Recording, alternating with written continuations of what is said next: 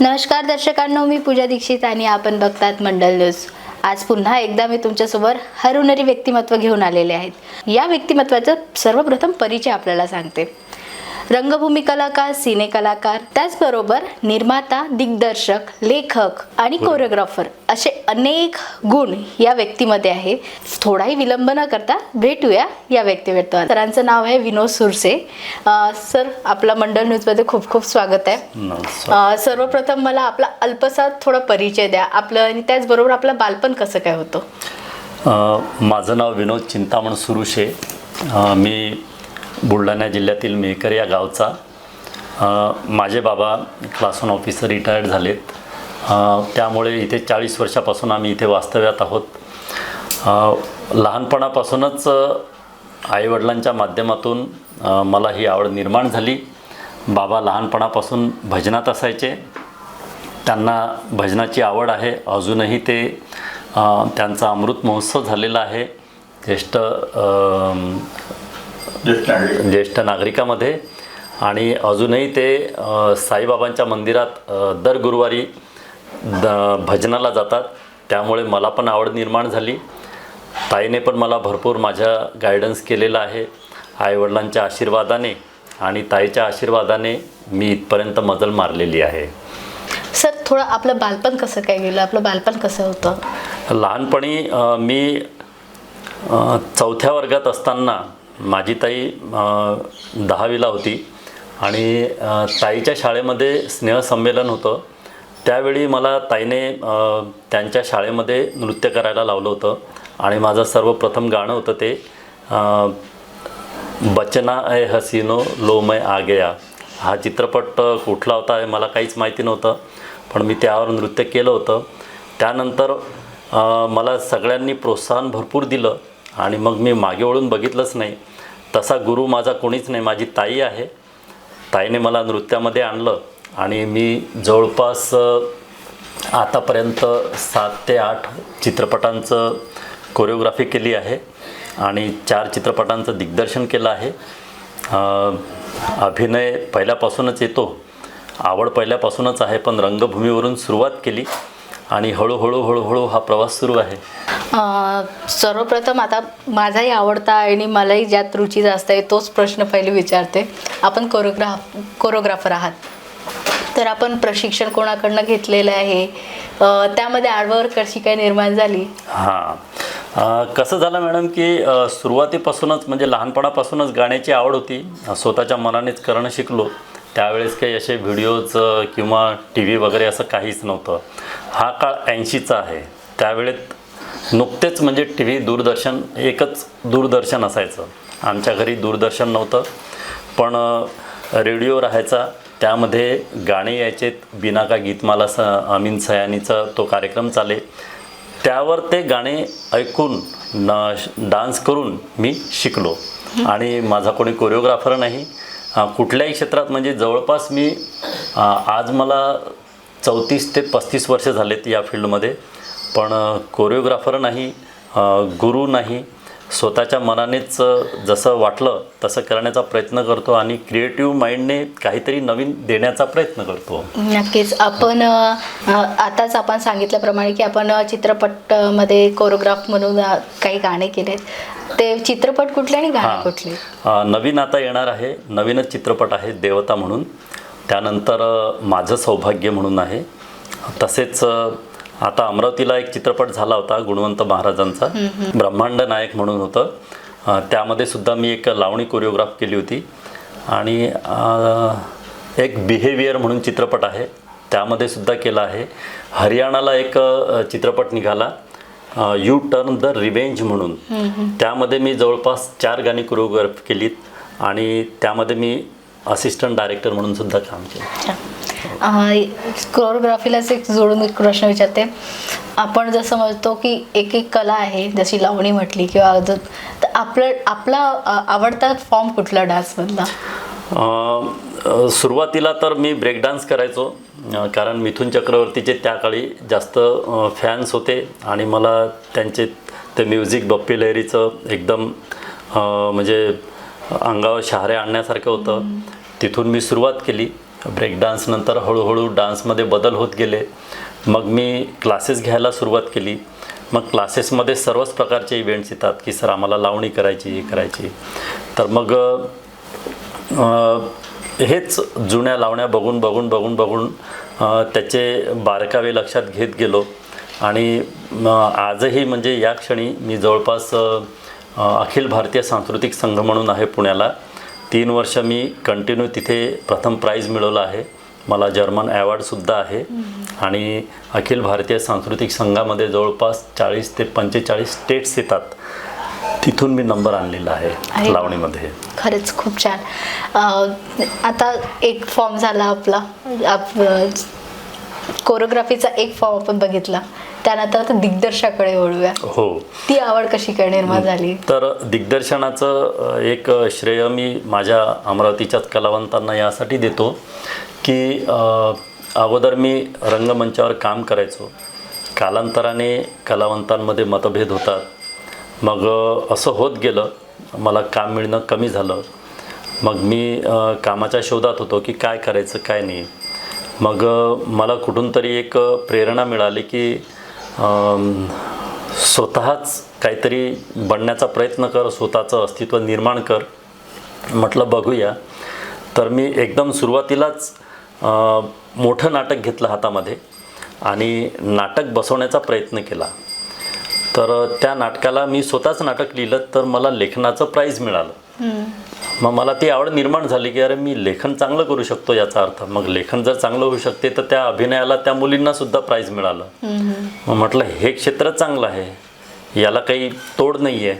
मग मी हे करत गेलो आणि मग मी असाच दिग्दर्शन करत मग हळूहळू मी या नाट्यक्षेत्राकडे थोडासा विचार कमी केला की यामध्ये कोणी कोणाला समोर जाऊ देण्याचा प्रयत्न आहे. आपली मेहनत आपल्याला, तुम्ही काम हिसकवू शकता पण तुम्ही टॅलेंट नाही हिसकवू शकत. मग मी याच गोष्टीचा विचार केला आणि या फील्डकडे थोडं कमी लक्ष करून मी म्हटलं चित्रपटाकडे वळावं. मग मी चित्रपटाकडे वळलो. तर योगायोग असा आला की अमरावतीमध्ये भेलांडे साहेबांचा चित्रपट होता, माहेर माझं पंढरपूर. तर आमच्या ग्रुपमधला राहुल वासनकर नावाचा मुलगा आहे, तो आम्हाला घेऊन गेला तिथे. माझ्यासोबत मंगेश पांडे नावाचा मुलगा होता. आम्ही पहिल्या दिवशी गेलो. आमचा पहिला अनुभव की आम्हाला चित्रपटात काम करायचं आहे. तर गेलो आम्ही तिथे. आमचा काही सीन लागला नाही. आम्हाला कपडे घालून बसवलं. दुसऱ्या दिवशी सकाळी बोलवलं, सकाळीच लावतो म्हणे. त्या दिवशी आमचा रात्री 9:30 वाजता सीन लागला. पण आमची जिद्द होती की आपण काहीतरी घेऊनच जाऊ इथून. पण आम्हाला तिथे भरपूर काही शिकायला मिळालं. मी मेकअप मॅनला भेटलो, मी असिस्टंट डायरेक्टरला भेटलो, दिग्दर्शकाच्या जवळ राहिलो, कोरिओग्राफरच्या आजूबाजूने फिरलो. या गोष्टी मला त्यांच्याकडून शिकायला मिळाल्या. आणि ते दिग्गज होते, ते मुंबईचे होते सर्व. प्रशांत चिटणीस हे मोठं नाव आहे, म्हणजे ज्येष्ठ हे आहेत, काय म्हणतात त्याला, मेकअप मॅन आहेत ते. तर त्यांच्याकडून मला शिकायला मिळालं. त्यांनी मला भरपूर काही गोष्टी शिकवल्या त्यामध्ये. तर एक मी सांगणं विसरलो की मी एक चांगला मेकअप आर्टिस्टसुद्धा आहे. मी पुन्हा एक इन्क्लूड करेल की सर एक सुंदर असे मेकअप मॅन सुद्धा आहेत. तर तोही एक अनुभव आम्ही तुमच्याकडनं जाणून घेऊ. पण त्याआधी अजून एक मी इन्क्लूड करू शकते. माणसाने एकाच ठिकाणी न थांबता आपली नजर ही चौफेर असणं हे सरांकडनं आपल्याला आता कळलेलं आहे. जर व्यक्ती चौफेर आपली नजर ठेवेल तर नक्कीच तो काही ना काही कुठून ना कुठून काही ना काही तो नक्कीच शिकेल. एकाच ठिकाणी आपण तिथे न थांबता आपण काही ना काही पुढे करणं हे सुद्धा आवश्यक आहे. सर कंटिन्यू करूया आपण. मेकअप मॅन्स जे तुम्ही सांगितलं त्याबद्दल सांगा. मेकअप मॅन मी सरांकडून थोड्याशा टिप्स घेतल्या होत्या, पण तेव्हा मी नाटकातच काम करायचो. पण योगायोग असा आला की मग नाटकात काम मिळणं कमी झालं. तर मग मी मुंबईला गेलो. मुंबईला प्रकाश जाधव सर आहेत, ज्यांनी आई चित्रपट, त्यानंतर बाल भीमराव वगैरे असे चित्रपट काढले. भरपूर चित्रपट आहेत त्यांचे. ज्येष्ठ दिग्दर्शक आहेत ते. त्यांच्यासोबत राहिलो. त्यांनी मला भरपूर गाईड केलं. त्यांनी मला संधी दिली त्यांच्या चित्रपटामध्ये मेकअपची.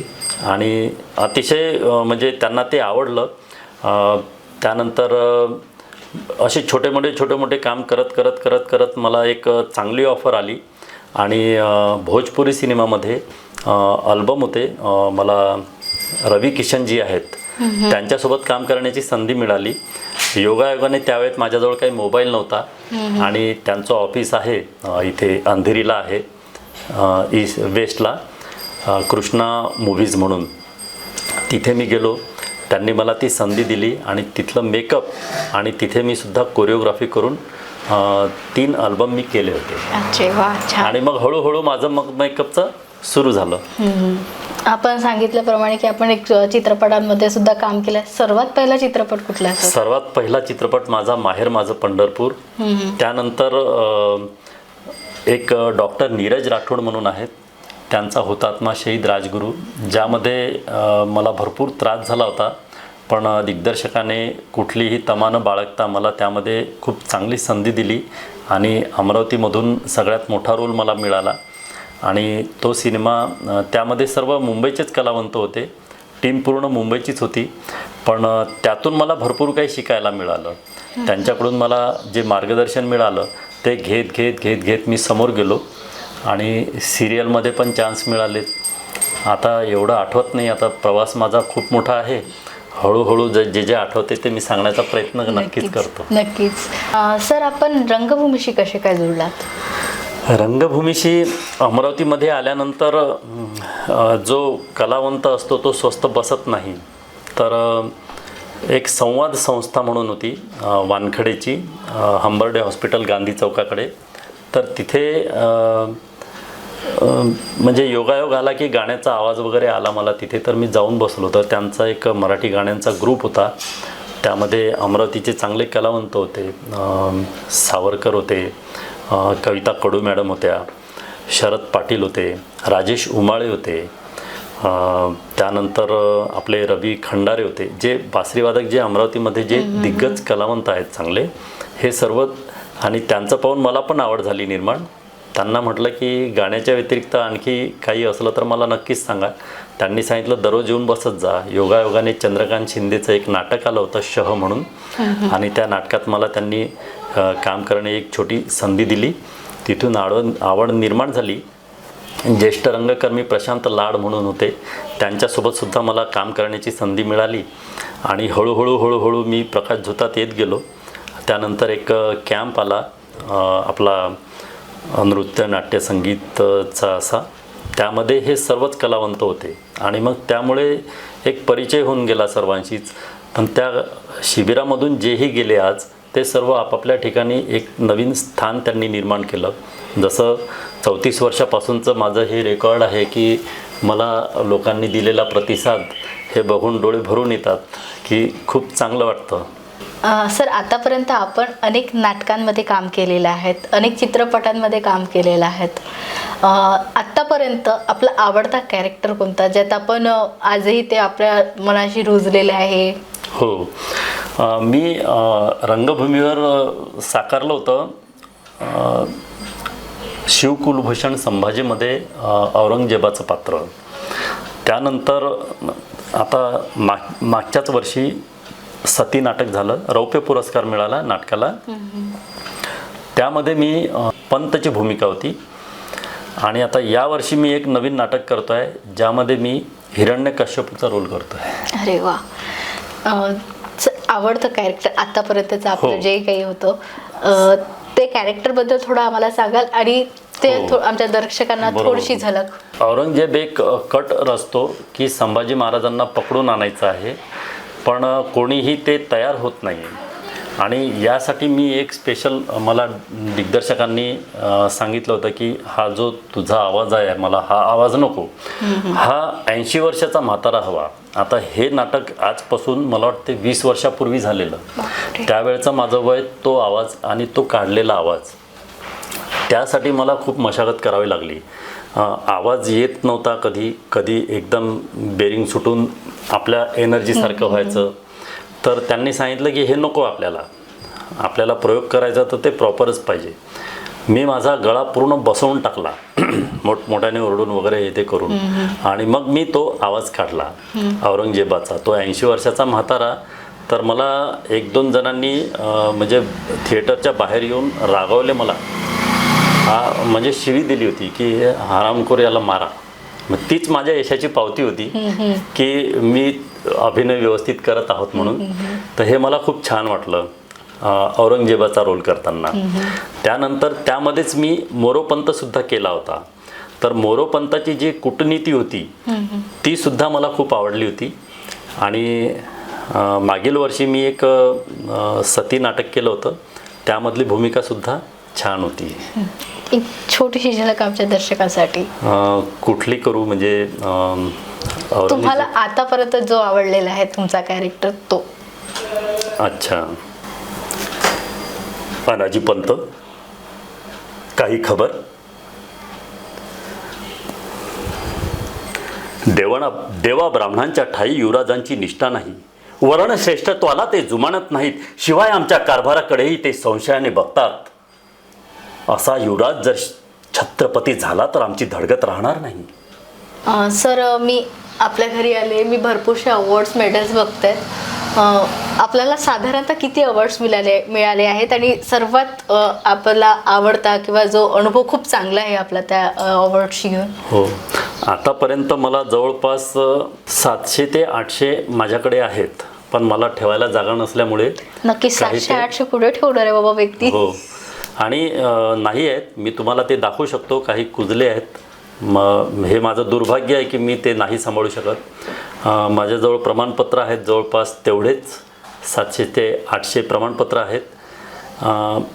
आतापर्यंत असं वाटत होतं की याचं मी काय करू, पण आता नुकतीच एक जाहिरात मी बघितली आणि वृद्ध कलावंतांना मानधन मिळणार, हे मला खूप चांगलं वाटलं.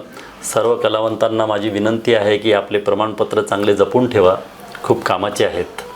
असो, आणि मला मिळालेले जे मुख्य अवॉर्ड आहेत, जसं वर्षा उचकावकरकडून मला हा अवॉर्ड मिळाला आहे 50,051 रुपयाचा त्यावर्षी. त्यानंतर मला 2022मध्ये डॉक्टर श्रीराम लागू अवॉर्ड मिळाला आहे. आपल्याला दिसेल 2022मध्येच मला महाराष्ट्र सिनेकला गौरवचा दिग्दर्शनाचा पुरस्कार आहे. यावर्षी मला महाराष्ट्र गौरव पुरस्कार आहे. अरे वा. आणि दरवर्षी काहीतरी असं आहे. यावर्षी माझं नामांकन दादासाहेब फाळकेसाठी करण्याचा माझा प्रयत्न आहे. अरे वा, आमच्याकडनं खूप खूप शुभेच्छा त्यासाठी. थँक्यू. सर, आताच आपण वर्षा उजगावकर यांचं नाव घेतलेलं. असे आपण भरपूर सारे चित्रपटांमध्ये काम केलेले आहेच. असे कुठले कलावंत आहेत, मोठमोठे कलावंत, ज्यांच्याशी आपला संवाद झालेला आहे, त्यांच्याशी आपल्याला काम करायची संधी मिळाली? हो, मला विक्रम गोखले सरांसोबत संधी मिळाली राजगुरूमध्ये, चित्रपटामध्ये. मला आपले भोजपुरीचे रवी किशन सर, हां, त्यांच्यासोबत मला संधी मिळाली. मनोज तिवारींच्या सोबत मला संधी मिळाली. मिलिंद गुनाजी जे भरपूर चित्रपटामध्ये आहेत, त्यांच्यासोबत संधी मिळाली. निशिगंधा वाडसोबत संधी मिळाली. वर्षाताई उजगावकरांसोबत, निळू फुलेंच्यासोबत मला संधी मिळाली. विक्रम गोखलेच्यासोबत संधी मिळाली. असे भरपूर कलावंतांच्यासोबत मला संधी मिळाली. आत्ताच आपण भोजपुरी कलाकारांचे नाव घेतले. हो हो. मनोज तिवारी, रवी किशन. यस. भोजपुरी डायलॉग एखादा आमच्यासाठी? ते गाणं होतं जान लेबुगा म्हणून. आता मला एवढं ते आठवत नाही, पण हमको बुझे नाही असं काहीतरी होतं, ते एवढं आठवत नाही. खूप जुनी गोष्ट आहे, म्हणजे जवळपास 25 वर्ष झालेत त्याला. हो, जास्त मोठा नव्हतं ते काम. म्हणजे मी कोरिओग्राफी केली त्यामध्ये, आणि त्यांच्यासोबत मला 2-3 डायलॉग पण होते. पण जान लेबुगा हे त्याचं आहे, मला त्याचा अर्थही माहीत नव्हता आणि काहीच नव्हतं माहिती, असं काहीतरी ते होतं. अच्छा. सर, आपल्याला अनेक वर्ष झाले या क्षेत्रात काम करताना. आपला एखादा चांगला अनुभव आणि एक वाईट अनुभव? चांगला अनुभव खूप कमी येतो या कलाक्षेत्रामध्ये. वाईट अनुभव आपल्याला नवीन अनुभव शिकवून जातो. चांगला अनुभव हा आहे की पुरस्कार मिळत आहेत दरवर्षी, हा एक चांगला अनुभव आहे. नवीन काहीतरी करण्याची संधी नव्याने मिळत आहे. रंगमंचावर उतरलो जवळपास 20-25 वर्षानंतर, ते सुद्धा सक्सेस आहे असं दिसत आहे. हा एक चांगला अनुभव आहे. वाईट अनुभव जो आहे मी जास्त शेअर करत नाही कोणासोबत, पण आपल्याला सांगतो. कसं आहे की जेव्हा आपण कलावंत म्हणून काम करत असतो तेव्हा आपल्यासोबत बाकीचे कलावंत पण असतात. आता आपल्यामध्ये काय आहे हे प्रत्येकाला माहिती असतं, पण कोणाला जर समोर जाऊ द्यायचं नसलं तर तो त्याच्या काही ना काहीतरी त्याचं सुरू होतो. मतभेद, गैरसमज, मग गैरवर्तणूक, ह्या सगळ्या गोष्टी त्यांच्या सुरू होतात. पण मुळातच मला ह्या गोष्टी आवडत नाही म्हणून मी अशा व्यक्तींच्या सोबतसुद्धा राहत नाही. पण मग असे व्यक्ती काय करतात की जे आपल्याला परिचयाचे नाहीत त्यांनासुद्धा आपला परिचय करून देतात की हा असा, हा तसा, हा तसा. वास्तविक पाहता मी या लोकांकडे कधीच लक्ष दिलं नाही. पण काही काही गोष्टी अशा आहेत की जसं मी एक चित्रपट घेतला होता, मला ती स्टोरी खूप आवडली होती आणि सुरुवात केली होती मी की मी स्वतःच तो चित्रपट प्रोड्यूस करून मी दिग्दर्शनामध्ये आणेल. आणि अमरावतीच्या काही कलावंतांना, काहीच मोजक्या कलावंतांना घेतलं होतं. बाकी सगळे पूर्ण महाराष्ट्रातले आणि महाराष्ट्राच्या बाहेरचे कलावंत होते. म्हणजे तो सिनेमा मी हिंदीमध्ये करणार होतो आणि जवळपास 64% मी तो सिनेमा केला आहे. म्हणजे आहे माझ्याकडे त्याचे फुटेज आहेत. आणि सिनेमा हा हिंदी साऊथ टच करायचा होता मला. हा खूप महत्त्वाचा मुद्दा आहे आणि माझ्यासाठी सगळे धावून पण आलेत. सर्वांनी मेहनत भरपूर घेतली. पण कुठेतरी त्यांना असं सांगण्यात आलं की हा चित्रपट बनणार नाही किंवा हा असा होणार नाही, काहीतरी याचे प्रॉब्लेम येतील. आणि कलावंतांनी शूटचा सेट लावलेला असतानासुद्धा कलावंत वेळेवर हजर झाले नाही. मला तो भुर्दंड पडला आणि भरपूर माझं नुकसान झालं. दुसऱ्यांदा पुन्हा मी केलं, त्यामध्ये सुद्धा मी जवळपास स्टार कलावंत आणले होते अमरावतीमध्ये. सगळे सिनेमा सिरियलमधले म्हणजे अनुभवी होते सर्व, त्यांनासुद्धा बोलून मी काम केलं. पण त्याही वेळेत मला निराशा निर्माण झाली आणि मला या गोष्टीचं खूप वाईट वाटलं की आपल्या अमरावतीतले कलावंत असूनसुद्धा माझं जवळपास भरपूर लाखाने नुकसान झालं त्यामध्ये. ही खंत माझ्या मनात निर्माण झाली आणि मी हा विचार केला की कोणाला जर आपण पैसे मागायला गेलो तर एकदम कोणी देत नाही. आणि आपण स्वतः मी कलेच्याच भरोश्यावर जीवन जगणारा व्यक्ती स्वतःहून जर पैसे लावून राहिलो तर कलावंतांनी खूप उत्साहाने मला प्रोत्साहन देऊन माझी ही कला आणि त्यांनी केलेला सहभाग हा सगळा समोर नेला असता प्रेक्षकांच्या, तर सर्वांचा फायदा झाला असता. सर्वजण रंगमंचावर म्हणजे मोठ्या पडद्यावर दिसले असते.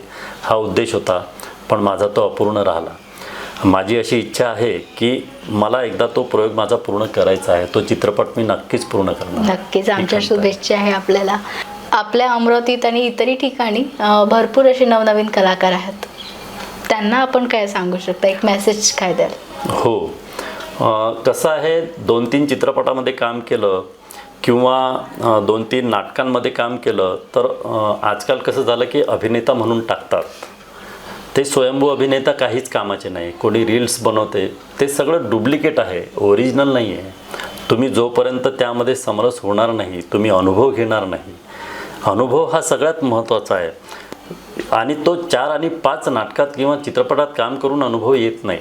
तर प्रत्येक दिग्दर्शनाच्या, प्रत्येक टेक्निकलच्या, प्रत्येक आजूबाजूच्या सगळ्या परिसरातून जेव्हा माणूस तावून सुलाखून बाहेर निघतो आणि काहीतरी बनतो, तो खरा कलावंत. आणि अशी कलावंतांना माझी इच्छा आहे की त्यांनी या सगळ्या गोष्टीचा विचार करून यामध्ये पाऊल टाकावं. कारण कसं आहे की आता हे आपल्याला दिसतंय की आपण काम करतोय, हे करतोय, 4 लोक आपल्याला म्हणतात, पण आपल्याला आपलं करिअर काय आहे हे सुद्धा महत्त्वाचं आहे. करिअरचा विचार करूनच कलावंत बना, अन्यथा करिअर करा, नंतर कलावंत बना. नक्की सर, आपण आपला अमूल्य असा वेळ आम्हाला दिला आणि आमच्याशी छान अशा गप्पा मारल्यात, त्यासाठी आपले खूप खूप धन्यवाद. तर हे होते आपल्यासोबत अष्टपैलू व्यक्तिमत्व विनोद सुरशे सर. आपण आपला वेळातला वेळ काढून आमच्या मड्डा चॅनलला आपला अमूल्य असा वेळ दिला, त्याबद्दल आपले खूप खूप धन्यवाद. आणि असेच नवनवीन हरहुन्नरी व्यक्तिमत्व मी आपल्यासोबत घेऊन येणार. तर मला द्या रजा. धन्यवाद.